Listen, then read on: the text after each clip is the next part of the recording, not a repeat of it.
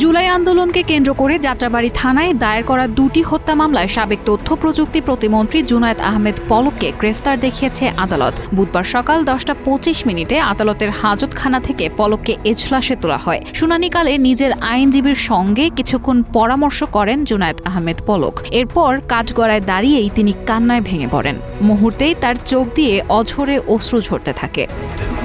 এ বিষয়ে তার আইনজীবী ফারজানা ইয়াসমিন রাখি বলেন, জুনায়েদ আহমেদ পলককে আজ যাত্রাবাড়ী থানার মামলায় গ্রেফতার দেখানোর জন্য আদালতে আনা হয়। এদিন আদালতে এসে তিনি খবর পান যে তার এলাকার কিছু লোক মারা গেছে। এজন্য তিনি শোকাহত হন এবং কাঁদতে থাকেন।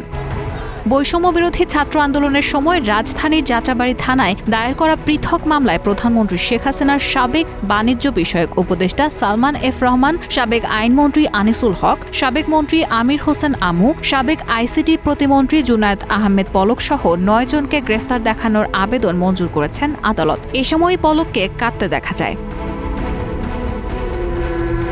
বুধবার ঢাকার চিফ মেট্রোপলিটন ম্যাজিস্ট্রেট আদালতে তাদেরকে হাজির করে পুলিশ। এরপর 10:15টার দিকে বৃষ্টি হালকা হলে তাদের নির্ধারিত নিয়মে আদালতে হাজির করে দায়িত্বরত পুলিশ সদস্যরা। পরে মামলার তদন্তকারী কর্মরতরা তাদের গ্রেফতার দেখানোর আবেদন করেন। শুনানি শেষে মেট্রোপলিটন ম্যাজিস্ট্রেট মাসুম মিয়া এই আদেশ দেন।